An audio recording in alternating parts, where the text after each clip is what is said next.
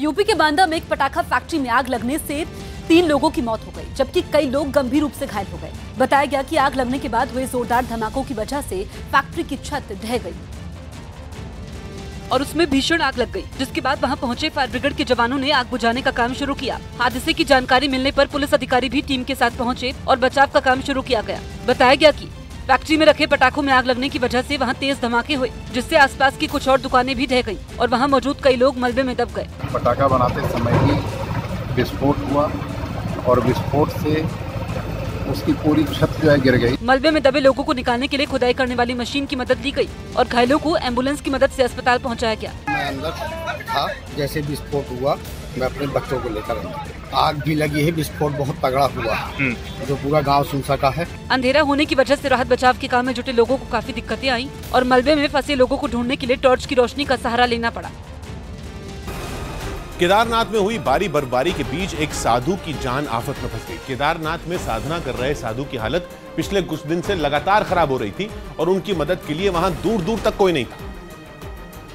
तब कुछ लोगों ने साधु की हालत की जानकारी एसडीआरएफ को दी। 8 लोगों की टीम को साधु की जान बचाने के लिए लंबा ऑपरेशन चलाना पड़ा। दूर दूर तक बिछी बर्फ के बीच साधु की जान बचाना आसान नहीं था। एम्बुलेंस तो दूर, रास्तों की हालत कोई साइकिल चलाने लायक भी नहीं थी। इसलिए 8 लोगों की टीम पैदल ही साधु को स्ट्रेचर पर लेटाकर अस्पताल पहुंचाने के लिए निकल पड़ी। अस्पताल की दूरी केदारनाथ से करीब 38 किलोमीटर थी। रास्ता ऐसा था कि हर कदम खतरनाक साबित हो सकता था, लेकिन एसडीआरएफ की टीम एक साधु की जान बचाने के लिए मंजिल की तरफ चल रही थी। कम बर्फ वाले कुछ रास्ते पर तो साधु ने भी स्ट्रेचर से उतरकर पैदल ही चलना शुरू कर दिया। समुद्र से 11,800 फीट की ऊंचाई पर केदारनाथ में स्वामी पार्श्वानंद कई महीनों से साधना कर रहे थे, लेकिन रिकॉर्ड बर्फबारी के बाद केदारनाथ के पास के तमाम लोग घर छोड़कर चले गए। स्वामी पार्श्वानंद अपनी जगह से नहीं हिले और अकेले ही साधना करते रहे। नतीजतन ठंड की वजह से उनकी हालत बिगड़ गई और उन्हें बचाने के लिए एसडीआरएफ को ऑपरेशन चलाना पड़ा।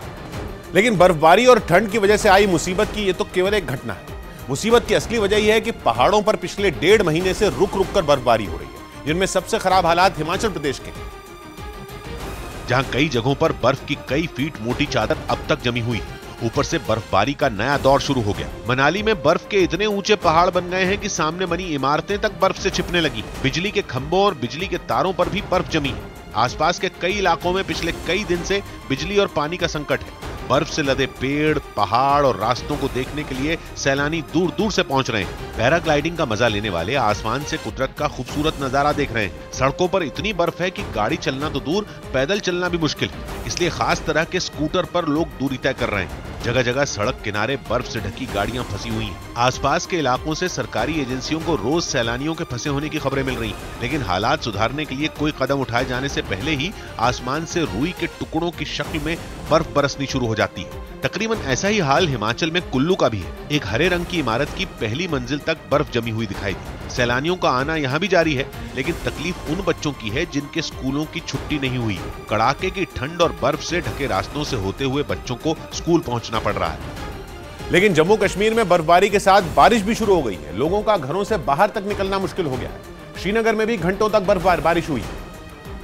और बड़ी मुसीबत यह है कि आसमान से बर्फ और पानी दोनों बारी बारी बरस रहे हैं। पिछली बर्फबारी की वजह से पहाड़ों, पेड़ों और गाड़ियों पर बर्फ की चादर पहले से जमा थी। बारिश के बाद बर्फ की चादर कुछ पतली जरूर हो गई। कई घंटों तक शहर की सड़कों पर लगातार बारिश होती रही। श्रीनगर में हुई इस बारिश के बाद तापमान हल्का सा बढ़ा जरूर, लेकिन 0 के ऊपर नहीं गया। गुरुवार को न्यूनतम तापमान -0.3 डिग्री रिकॉर्ड किया गया। अगले 1 हफ्ते तक रुक रुक कर बारिश होते रहने का अनुमान है। इस दौरान तापमान भी 0 के नीचे ही बना रहेगा। जम्मू कश्मीर के राजौरी में बारिश नहीं हुई है, लेकिन बर्फबारी जोरों पर है। आसमान से बर्फ बरसनी रुक ही नहीं रही है। तमाम रास्ते बंद पड़े हैं और लोग घरों में दुबके हुए हैं।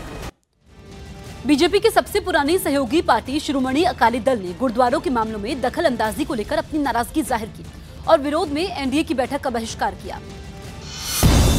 साथ ही बीजेपी को सिखों के मामलों से दूर रहने की नसीहत दी और न मानने पर एनडीए से अलग होने की धमकी भी दे दी। बीजेपी की सरकार अपना प्रेसिडेंट बनाकर भेजना चाहती है, सरकारी प्रधान बनाकर भेजना चाहती है। उसको लेकर बहुत सख्त आपत्ति है शिरोमणि अकाली दल को, क्योंकि दुनिया भर के सिखों में इसको लेकर रोष है। वहीं अकाली दल के कड़े तेवर के बाद बीजेपी ने सहयोगी दलों से किसी भी तरह की नाराजगी से साफ इंकार किया। चंदूमाजरा जी ऑल पार्टी लीडर्स की मीटिंग में भी आए थे और वो ये बताकर गए थे कि उनको कहीं किसी काम से जाना है।